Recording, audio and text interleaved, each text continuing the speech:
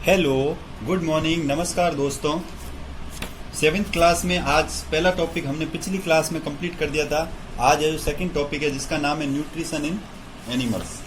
देखो, first topic था nutrition in plant, यानी पादप अपना भोजन कैसे बनाते हैं। लेकिन यहाँ पे क्या है, एनिमल्स।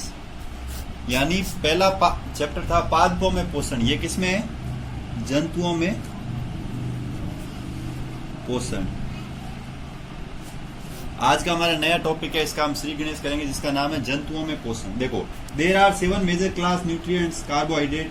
जैसे पोषण को मैंने पहले चैप्टर में बहुत अच्छे से समझाया था, वही सेम है, न्यूट्रिशन में कोई डिफरेंट है नहीं।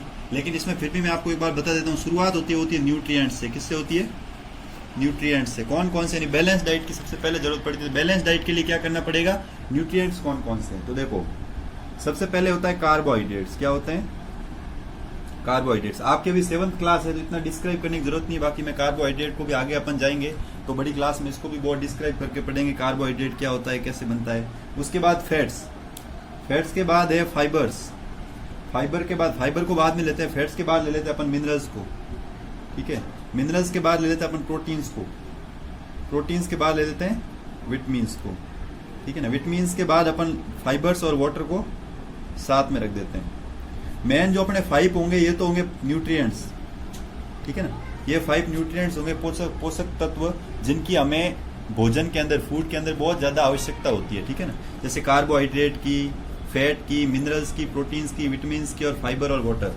अब मैं बता देता हूं इनसे मिलता क्या है, ठीक है। तो सबसे पहले अपन पढ़ते हैं कार्बोहाइड्रेट के बारे में। कार्बोहाइड्रेट किससे मिलता है, और कार्बोहाइड्रेट आप अपन ने 6th क्लास में पढ़ा था। कार्बोहाइड्रेट किससे मिला था, जैसे धान, जितने भी सेरेल्स होते थे उन सबसे क्या मिलता था, कार्बोहाइड्रेट।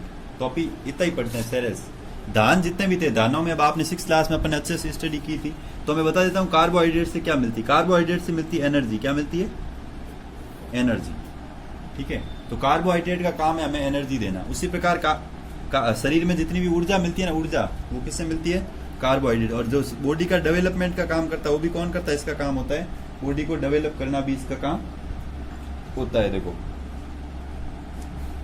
अब कार्बोहाइड्रेट आपको कितनी एनर्जी प्रोवाइड कर, ऑलमोस्ट 17 किलो जूल जो होती है ऊर्जा हमें कौन देता है, कार्बोहाइड्रेट से हमें प्राप्त होती है, किलो कैलोरीज, ठीक है ना। ऑलमोस्ट 17 किलो कैलोरीज एनर्जी है, वो कहां से मिलती है, कार्बोहाइड्रेट से, ठीक है ना। उसके बाद अपन आते हैं नेक्स्ट, फैट।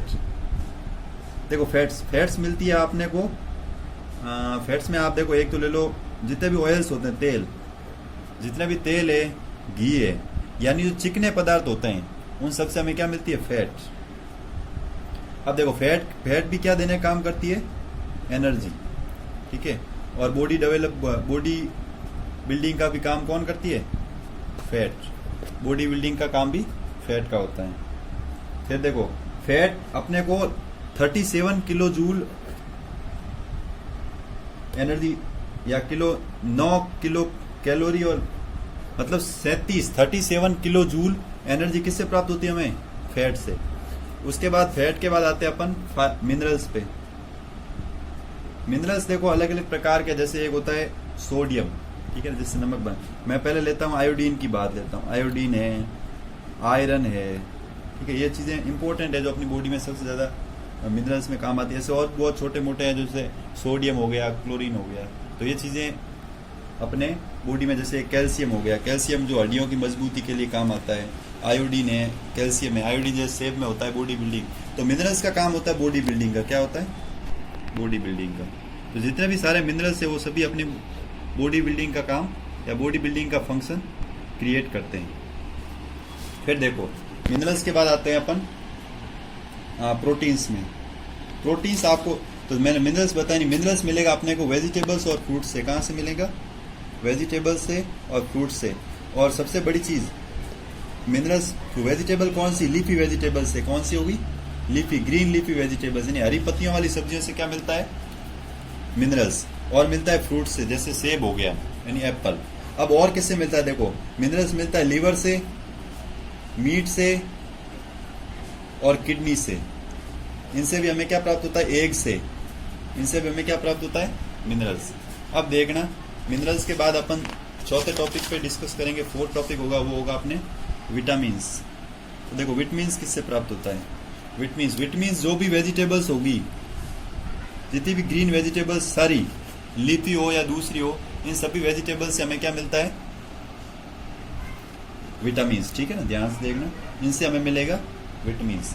अब देखो विटामिन्स का काम होगा एंटीबायोटिक या इम्यूनो, सीधा ही मैं बताता हूं, इम्यूनो सिस्टम को स्ट्रांग बनाना। अपनी बॉडी में जो इम्यूनो सिस्टम होता है, रोगों से लड़ने की प्रतिरोधक क्षमता, जिसको बोलते हैं इम्यूनो पावर, ठीक है ना, उसको बढ़ाने का काम कौन करता है? विटामिन्स। यानी हमारे शरीर में जितने भी रोग होते हैं उनसे लड़ने के लिए जो स्ट्रांगनेस हमें कौन देता है? विटामिन्स। विटामिन्स के बाद अगला जो अपने बच जाता है वो है प्रोटीन्स। क्या है? प्रोटीन्स मिलती है हमें पल्सेज से, मोस्टली किससे मिलती है? पल्सेज है, एग है, मीट है, ये इसके मुख्य सोर्स। ठीक है, देखो प्रोटीन हमें मिलती है पल्सेज से, एग से, मीट, यानी दालों से, मीट और अंडे, ये इसके प्रोटीन के मुख्य सोर्सेज है जहां से हमें प्रोटीन प्राप्त होती है। ठीक है ना, प्रोटीन का काम भी होता है बॉडी बिल्डिंग करना। क्या करना होता है? बॉडी बिल्डिंग, डेवलपमेंट, बॉडी का जो विकास होता है, डेवलपमेंट, और भी बहुत सारी चीजों में ये काम आता है। तो आज के टॉपिक में हमने इसका इंट्रोडक्शन, उसी प्रकार मैं एक और टॉपिक बता देता हूँ, बैलेंस डाइट। ठीक है ना, बैलेंस डाइट। उसके बाद अपन इस टॉपिक को खत्म करेंगे। मैं अगले टॉपिक में डायरेक्ट आपके जो बीच में दे रखा है वो चीज़ नहीं पढ़ा के सीधा ही अपने जो इम्पोर्टेंट टॉपिक है उस पर अपन जिक्र करेंगे। सबसे पहले न्यूट्रिशन पढ़ेंगे, एनिमल्स के अंदर अपना टॉपिक शुरू हो जाएगा। उससे पहले मैंने नॉर्मली बता दिया बैलेंस डाइट का मतलब होता है संतुलित आहार, जिसको हिंदी में बोलते हैं संतुलित भोजन। अब देखो संतुलित भोजन या संतुलित आहार क्या होता है? मतलब हम जितना खाना खाएं उस खाने में पर्याप्त मात्रा में क्या होना चाहिए? न्यूट्रिएंट्स।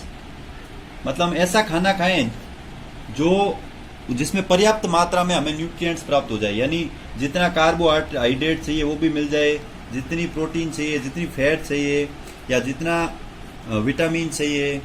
ठीक है, तो ये जितने भी होते हैं, जैसे मिनरल चाहिए, वाटर और फाइबर्स, वो भी उसी से मिलता है। जैसे एक और एग्जांपल अपन छोड़ दिया, फाइबर्स होते हैं रेसे, ये भी मैं बता देता हूँ। पानी का तो आप सब जानते हो, पानी का जैसे फॉर्मूला होता है H2O, जो कि हाइड्रोजन और ऑक्सीजन एलिमेंट से मिलकर जल का निर्माण होता है, वाटर का। फाइबर्स यानी रेसे जैसे होता है केले, आपने बनाना देखा होगा, बनाना के अंदर है ना रेसे टाइप होते हैं, उसको आप खा के खोल के देखना, उसमें उसी टाइप के होते हैं रेसे। ठीक है, संतुलित भोजन यानी जिसमें न्यूट्रिएंट्स पर्याप्त मात्रा में हो, जिसको खाने से, यानी बैलेंस डाइट बनी, जिसको खाने से ना ही तो नुकसान हो, नहीं फायदा ही हो। ठीक है, नुकसान कुछ नहीं हो। जैसे कुछ लोग होते हैं, जैसे कि संतुलित भोजन, जैसे आज हमें रसगुल्ले मिले तो 50 रसगुल्ले खा के आ गए, वो संतुलित आहार में नहीं काउंट हो। संतुलित भोजन का मतलब ऐसा भोजन जिसमें न्यूट्रिएंट्स पर्याप्त मात्रा में हो। ठीक है ना, तो आज की सभा को यही करेंगे समाप्त। जय हिंद, जय भारत।